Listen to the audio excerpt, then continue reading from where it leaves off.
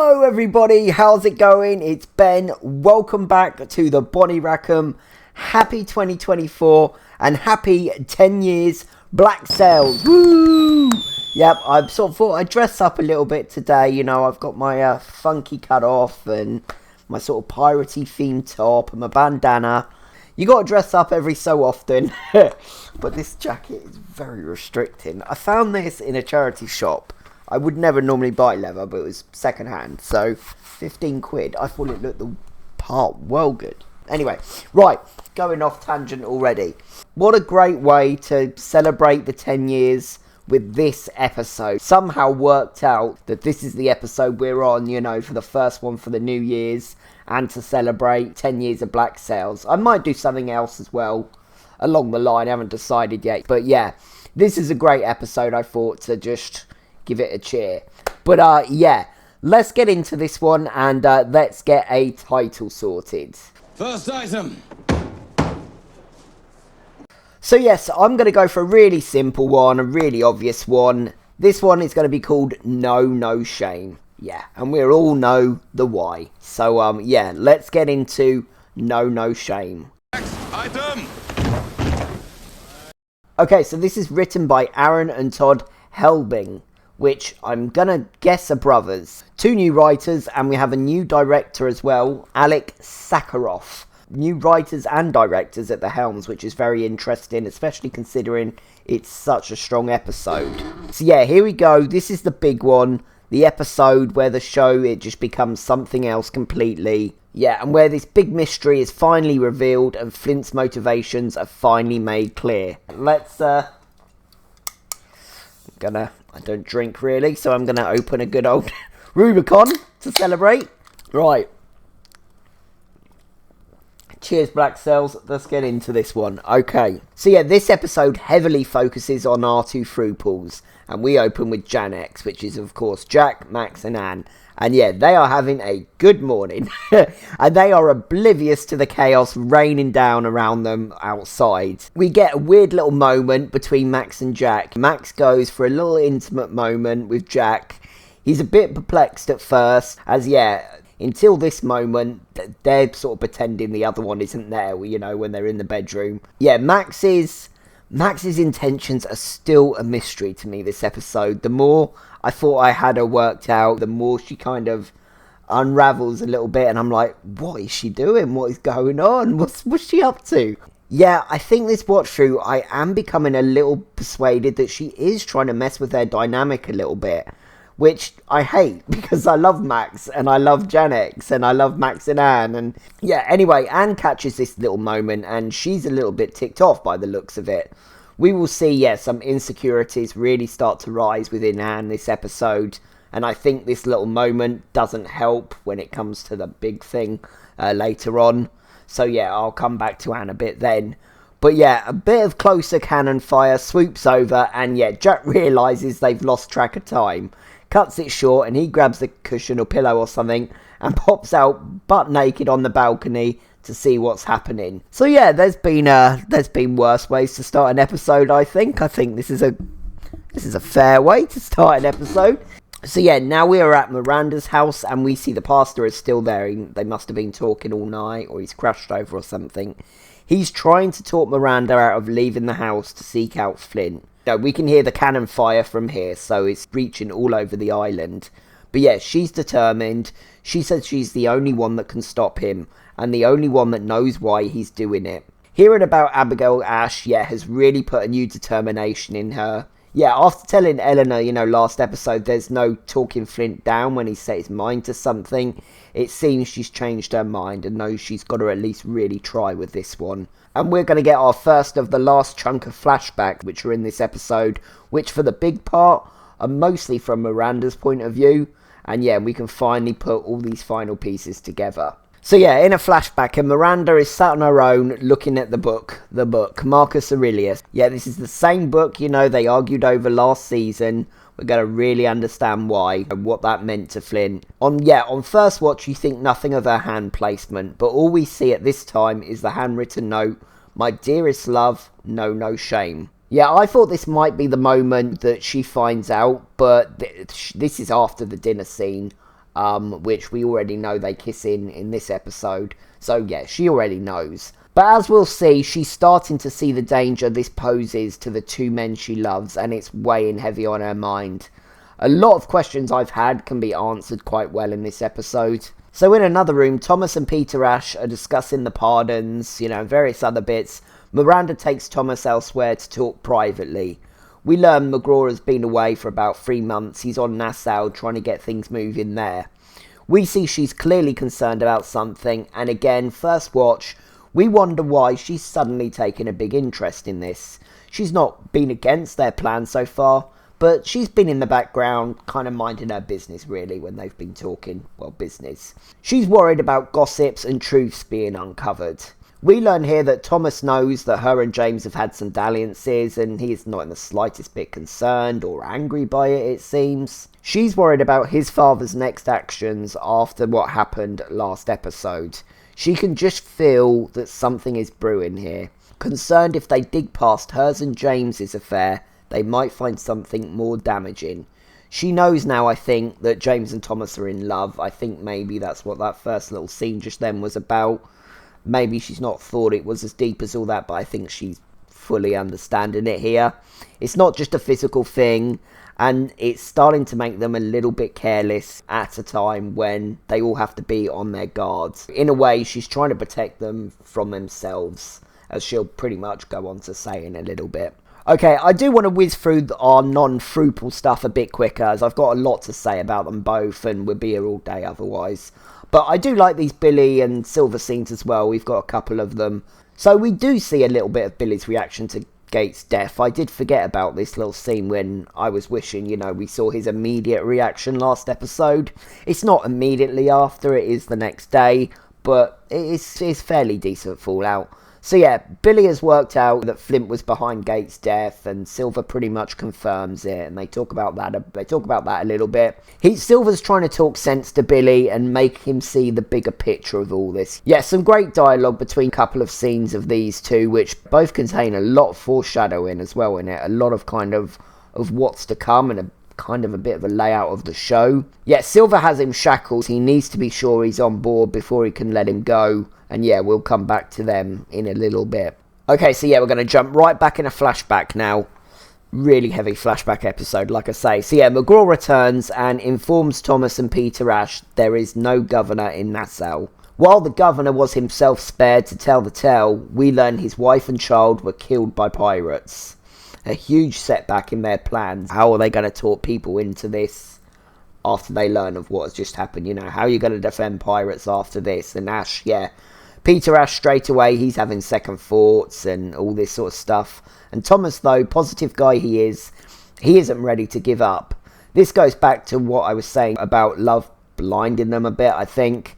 Because I think the McGraw we saw in those first maybe 2 or 3 episodes would have talked sense and talked him down a bit and just maybe slowed it all down a little bit. But yeah, I think that's what Miranda can see as well, and what she's been worrying about this episode and sort of up till now. Yeah, because now that James, he's got the bit between the teeth as well, and he says he hasn't made the case to the Navy yet. And so Miranda now takes James aside and speaks to him alone. She pleads her case to him, says the road that lies ahead is the road to ruin, and asks him to stop right now before it all goes too far. Yeah, more mystery and riddles at the moment, and James himself, he still can't really see what she's saying. He's still just not seeing it. Okay, so back to Nassau. I love that everybody that's not taking part in the fighting are pretty much just chilling in the brothel and waiting for updates from this lad who's just sat on the roof, kind of relaying what's going on to them.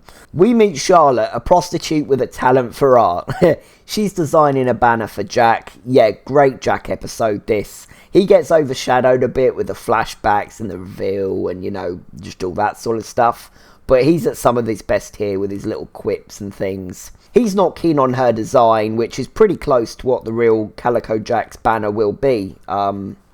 Wait, is it going to be an effort in the editing to that one there if it's showing up? Yeah, so her design is not really far off what it will actually end up being. But yeah, not impressed that she's been critiqued a little bit. She goes off in a huff And then we meet Featherstone, who pretty much comes in her stead. Yeah, and they talk shop for a little bit. They go over plans and stuff. And the new crew, it seems, have a few things they need discussed and sorted out before they're ready to sail. But they do have the plunder that's ready for them to go pretty much as soon as they're ready and they've got these sorted. But yeah, Jack's ready to get into it, but Anne comes over at this point, and Featherstone says awkwardly it can wait, and he makes his retreat. Anne and Jack seem to think nothing of it though, and ponder on what Vane's doing at the fort. Anne wonders if he's in there. I think Anne says he's stubborn, but not stupid, and Jack says he's terribly stupid when it comes to being stubborn. He assures her that he's in the fort, but says Charles isn't really his concern. Anne hesitates a moment, and then brings up what happened earlier in the bedroom. She calls Max her name, thank you, Anne, we always like it when you do that. She says, yeah, she's got no right. Yeah, not really. Anne, not really, Anne girl, you've not really. But yeah, I'm glad she's seeing it now though. But instead of going any deeper into it, she smiles and gives him a simple, we'll get through it, we always do.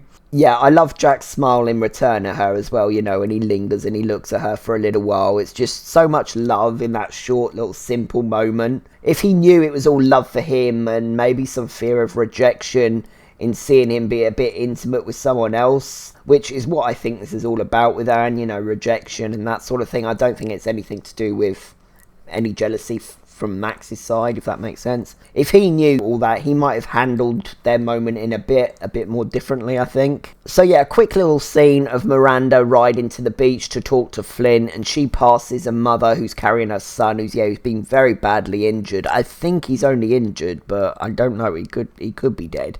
And this is all in the devastation that Flint is obviously causing. So yeah, it's making her case all the more urgent now to get to it. Okay, and yeah, we're back straight into another flashback, and yeah, this is still Miranda. She's further pleading with James, talking about Thomas's positive but naive attitude. She's asking him to protect him as she believes he's the only one that can talk him down. Again, something I think he would have done earlier on in this timeline. She says what's been going on in this house isn't just some affair, and that they hang men for this. That really should have been the moment, on first watch I realised. I was so confused. Hang men for adultery with upper class wives? What are they on about? But of course, yeah, there was a law, a disgusting, horrible named law called the anti-buggery law. A law which was made by Henry VIII. Other than pirates, I really love anything to do with the Tudors. I find that stuff really interesting. Especially Henry VIII, though not that he can piss off for that one. But yeah, James, he's still not hearing the warnings though, which means it's still not really being explained to us. It is kind of in riddles. Though he's still just got an eye for this plan, he's fully into this plan, and he says he's going to bring it to Admiral Hennessy to see if he can help, as he's the closest man to a father for him. Which, yeah, makes their next scene all the more sadder when it happens. Okay, so back to present, and Flint is watching from the deck as the fort is fired upon. He's looking in contemplation like he does sometimes. He orders a ceasefire, and he orders the men to prepare to move the battle to the shore. So they're ready to take it directly to the fort. Alright, really quick scene with Vane. Him and his men are below ground, obviously seeking cover. The guy who's been a bit iffy with him all season, again, I think it is his quartermaster. He was a bit funny with him last episode when Eleanor was trying to leave the fort to sort things out. He was giving her a hard time. Yeah, Vane sees this guy give a couple of glances towards Abigail in her cell, and he orders for someone else to guard her and that she's not to be harmed. They talk for a little bit, and it turns out, yeah, he's sick of waiting, it seems, and he sort of says he's going to deal with the Flint issue head on. So yeah, Eleanor has a couple of quick scenes in this episode with her father. I've sort of bunched them both together. Might as well quickly go over everything as one. Again, I can't remember exactly what this leads to with them. I know they do reconcile as far as Eleanor is concerned, but I'm confident he betrays her in some way again, even if she only finds out later in season 3. I'm sure something else is going on, but I can't remember the ins and outs, like I say. He's saying he's here to help, but she makes it clear, she doesn't believe him. He talks about how upset he was after her mother was killed in the raids, You know, the rage she spoke about in a bit of detail last episode. That's why he left her, he says. I hate this guy. Every watch, I dislike him a little bit more. How are you going to leave your young daughter like that? Like, she didn't go through the same thing and is young and lost a mother. She calls him out on this. Says he left because she wasn't his son. He immediately changes his story and agrees. Says he was wrong. He bigs her up a bit and says that she made reality from a fantasy. He calls it miraculous and says he couldn't be prouder. Does anyone believe him here? I don't. I just don't. He's just not got those father instincts. He's just not got that love for her. When he saw the approach that she was taking and the challenge, you know, the challenging way she was taking this conversation, he changed his tone immediately and just started saying what she wanted to hear. Yeah, he needs her on board for something, and again, I can't remember the ins and outs. You know, I think from this general gist, he wants her to drop the consortium and join him and Underhill in something, but again, we'll continue chatting about their development as it comes each episode, because they've only got a couple more together, and obviously Vane's going to do his thing. Okay, so Flint and his crew, they get to shore, and yeah, Miranda's on him pretty quickly and takes him aside, tells him not to attack the fort, and he shortly tells her to go home and that she doesn't understand. She says she understands all of it because she was there too. She's really passionate here. She says, I have been devoted to you since that day. I have been loyal and protective and fucking committed to you since that day. Now I'm asking you to come with me so I can save your life. Yeah, Miranda, she's not playing anymore. She's not tiptoeing around him, around this. And I think this might be the first time we've heard her swear, you know, really making it all the more important what she's saying. Yeah, she's serious, and Flint, he can sense it. He knows it. So yeah, he's going to give her the time for a conversation. But first, another big couple of flashback scenes. So yeah, now walking through Parliament, McGraw is making his case to Admiral Hennessy. He's just kind of going over it all again. And Hennessy, yeah, he calls him son, which is quite sad going by what is about to happen. I think against the Earl, against Hamilton, this guy is powerless, and he has to play ball and turn his back on James here a bit. Doesn't make it any less of a betrayal, but I do get the impression it's just political bullshit rather than just complete real disgust and disregard like he sort of makes it out to be. They enter his office, and James, yeah, he's still deep into it, chatting into him. And then he finally sees that Hamilton is revealed to be sat there. He's grasped about what's happened, you know, at their dinner meeting. And yeah, James is lost for words. He tries to interject a couple of times when Hamilton asks him if he really thought he'd never find out. If he really thought he wouldn't find out, you know, the goings on in his own house. And obviously, again, with first time, we're like, alright, so he's found out about the affair? Alright, this, and then obviously what follows just doesn't compute, it doesn't make sense. So yeah, McGraw, he pleads to his admiral to hear him out, but the admiral says, you know, every man has his flaws, his weaknesses that torment him. I would like to help you recover from yours, but not this. This is too profane. It is too loathsome to be dismissed. This is your end. I still didn't get it, and still was so confused.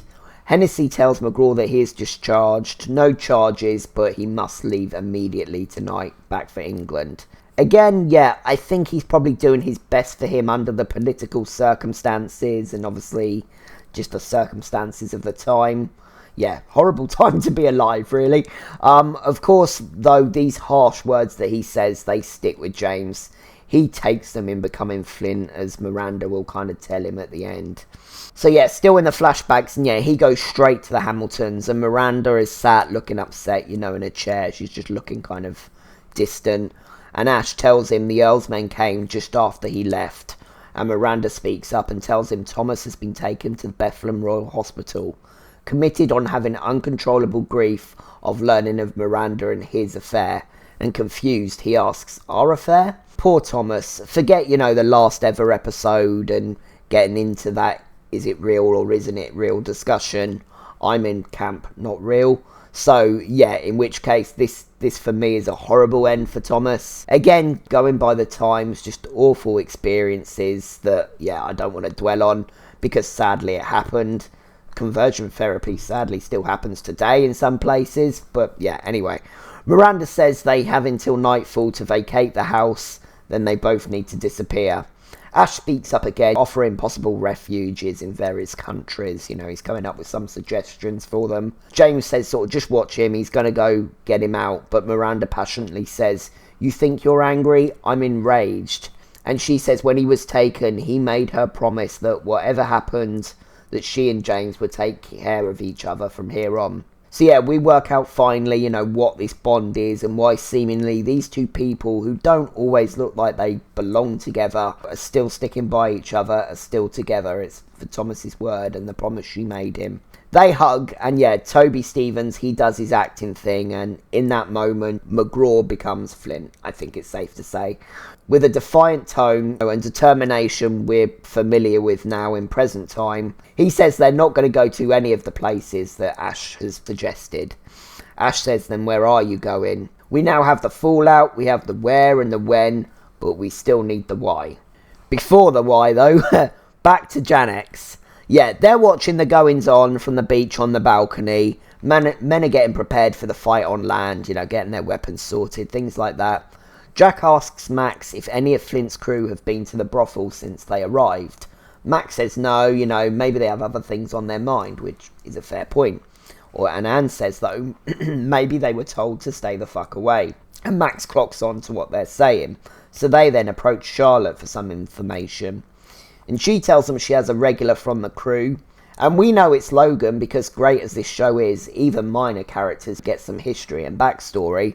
I think Charlotte was name dropped in the very first episode, long before we saw her. And Jack asks Charlotte to ask Logan about the Urca that, next time she sees him. And at that point, Adele approaches Jack and says Featherstone wants a word in private. Once upstairs in Featherstone's company, Featherstone says to Adele, "Thank you, love," which amuses Jack, I think, a little bit. Because, of course, yeah, he was privy to just how much she enticed him, how much work she put into that. So, yeah, they talk about the articles a little bit, and Max's name has come up with the men. They're not keen on sharing the profits with a woman, a real reality of the time, obviously. Jack says not much he can do about it. He's reluctant about it. He'd love to do something if he could. Yeah, I wonder if Max maybe anticipated this reaction from the men. So, is a possible reason she could have planted some seeds regarding Anne, reminding them or even informing them of her part in the Hammond thing. It's the only possible reason I can think of that she has been being a bit mysterious and seemingly schemingly when she doesn't really need to be. It's still quite thin for me, and I do wish they explained her motives, these last couple of episodes especially, a bit clearer. But yeah, anyway, Featherstone says that's not the only thing the men took issue with. Here we go. God, this scene. So yeah, I really like this one. So Anne is getting stuck to a big hunk of meat, and Jack timidly approaches. He's approaching a lion. She knows something is up immediately. "What's your problem?" He tells her they have a prize ready for them. And she says, "That's good news, right? So the Gen fucks your problem."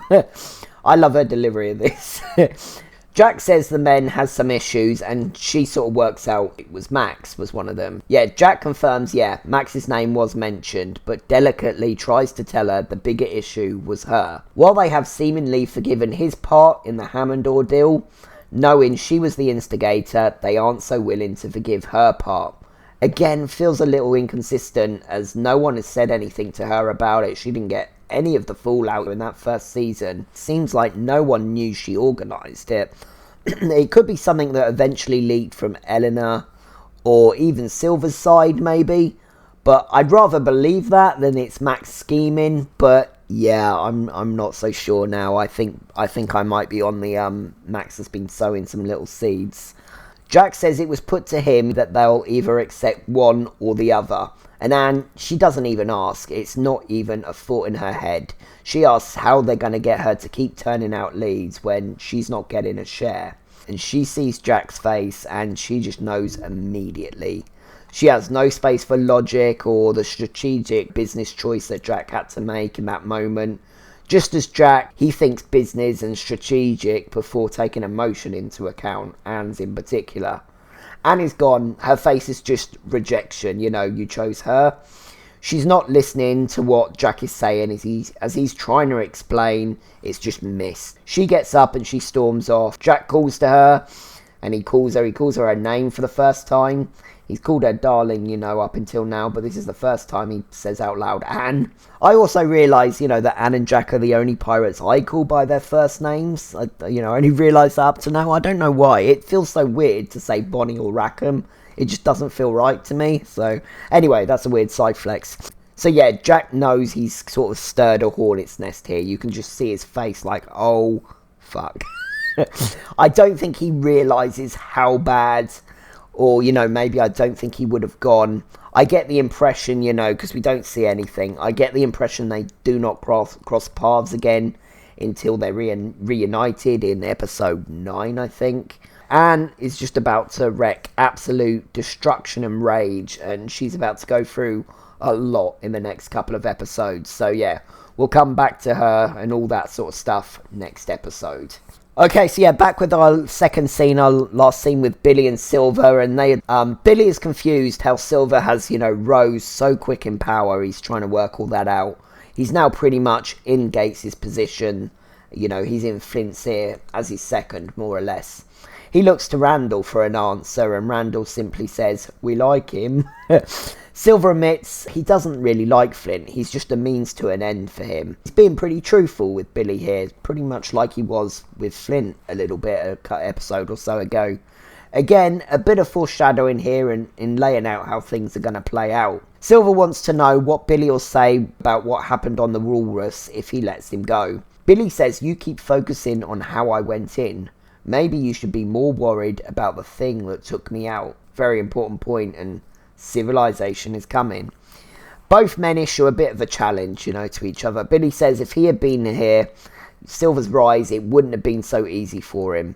And he says sooner or later, he needs to release him.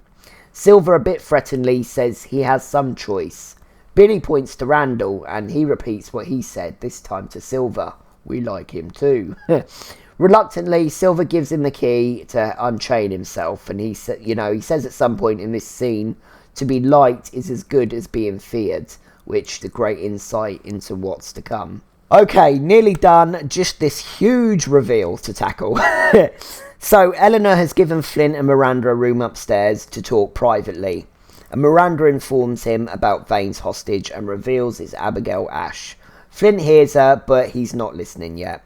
She says he needs to return her to Peter unharmed and explain to Peter, what he's trying to achieve here. What he and Thomas wanted, all those years ago. Again, Flint, he's not so sure. It's known of Ash's aversion to pirates these days and his lack of mercy. She says he can help them. It was a different time back then. With his daughter returned, he will help, and he believed in their cause once. In the flashback as she's talking, we are back in the aftermath of the dinner scene. James is still standing, and we see Thomas slowly approach him. I think it was here I asked the question, when reacting, do these two have a thing? Back to present Miranda and Flynn. They're bickering for a bit, going a bit back and forth. He asks, what the fuck does she think he's fighting for? She says he's fighting for the sake of fighting. Miranda spilling the tea here. She continues, it's the only state in which you can function. The only way to keep that voice in your head from driving you mad. Confused, he asks her what voice, and finally it's fully revealed. And we learn everything about Flint's motivations up until now. He says what voice, and she says the one telling you to be ashamed of yourself for having loved him. We get the flashback, and we see the kiss. Again, we've just been spoon-fed this pretty much from the beginning, but I know I wasn't the only one who was just like, what the fuck? Like, I was so... Yeah, it was just... I just wasn't expecting it. It seems to come from nowhere, but when you piece it together... Like I say, we've been getting crumbs since the beginning. It really has been there the whole time. I always wondered what was going on with Miranda in this, this little flashback, because we sort of see a close-up on her. Is it jealousy? No, I think it's this fear that we've seen in this episode. She knows it's dangerous for them both. Two men she loves, and she now knows, this now confirms they love each other, that dangerous, oblivious to the rest of the world type love. They're right here kissing in the middle of the dining room. any of the staff could walk in, that sort of thing. She goes on to say part of him believed it was shameful when he was told as much. She says she loved her husband, but what he and Thomas shared was something else entirely. It's time that he allowed himself to accept that. Flint's emotional on hearing this truth from her and having, the past dug up like this. I think they've skirted around these truths since it happened. Why maybe they've always seemed a bit distant and they've never really got into any discussion on that front. He says the only thing he's ashamed of is that he didn't do something to save him when he had the chance. Instead, he listens to her. She knows he's emotional and saying something nasty in retaliation, so she just takes the book. She takes Marcus Aurelius out her bag and puts it on the table in front of him, leaving him to his thoughts. Emotional, Flint opens it, and we get a flashback of simultaneously both him and Miranda fleeing, and him and Thomas sharing a real tender moment, up in the bedroom, obviously just after, morning after, something like that. And Thomas gives in the book, and this time we see the full inscription. James, my truest love, know no shame, TH. We see a smile, a real genuine smile of happiness and contentment from James for the first time, and my heart breaks for him all over again, in watching this. And then we go back to Flint in real time, and we think the episode's going to fade out after this massive reveal. But nope. There's a creak in the silence, and Flint turns just as Vane springs from absolutely nowhere, full battle mode, ready to go, and then the episode ends. I always wonder how much Vane heard of all that. Probably nothing, or he'd use it against him, and we'd hear more about it, I think. But either way, amazing episode.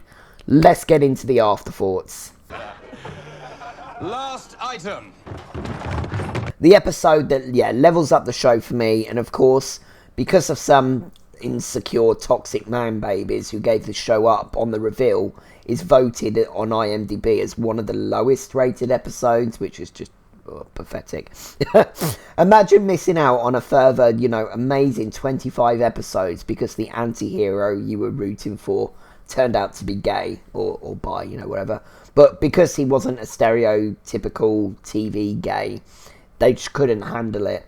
Sad really. Anyway, as I've said, the truth was always there, this season especially. Just amazing storytelling. Of course, that dynamic is the big takeaway from this episode, but I do love the Jack and Anne scenes as well. About to enter a whole new phase with them and see them apart for the first time and how they get on that front. Max continues to be a beautiful enigma. Nice to get some decent Billy and Silver. Silver letting him know he's pretty much Flint's right-hand man by now. Strongest episode yet for me. I'm not going to give it the full 10 out of 10. Not any major action, and I don't think it's quite up there with the best of them. But I'm going to go for a very strong 9.7. And let's have a quick look. Now we're at the halfway point of this season.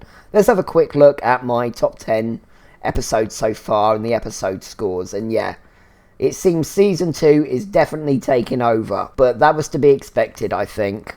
Okay, so on to MVP, one of the easiest yet. I'm glad I didn't save Thomas for this episode because he wouldn't have got it.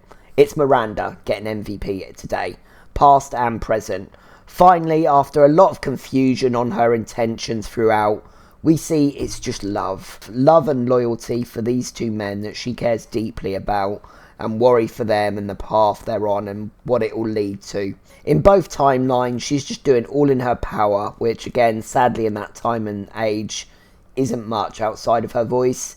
She's doing all in her power to talk them to sense. We learned she was maybe a bit of a beard for Thomas, like I say. They love each other dearly and have this intellectual bond. But sexually I think they let each other seek pleasure elsewhere. In learning they have both seeked it in the same person, it only seems to bring them all closer together. Great episode for her. And let's just have a reminder at how that MVP board is looking. Getting very busy, a lot of names up on there now.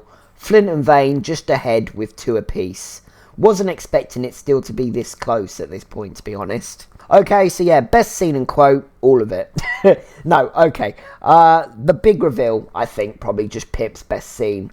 But it's all so great, really. I love Jack and Anne's final scene as well. I really like that one. Quotes, again, hard to pick something in particular out, just a lot of good stuff. Jack has a couple of fun, sarcastic little quips, and I do love the delivery of Anne's. Okay, so again, fuck's your problem. I really like Silver's. To be liked is as good as being feared. I think it's a really good insight. And Miranda's home truths to Flint in that final scene. She, you know, when she spills some tea, she really spills some tea. But yeah, so much choice, so much good stuff in this episode. But yeah, thank you everyone for a great 2023. And yeah, now into 2024 and can continue doing this. And yeah, like I say, I might do something to mark the, you know, the 10 years. I might make a couple of little fan vids or something like that when I can get the time. But otherwise, yeah, I will be back very soon with episode 6. My girl Anne about to do some shit. I do like me in episode 6 because Anne just seems to go ham. All right, thank you for watching, everyone, and I will catch you very soon for the next episode. Peace out.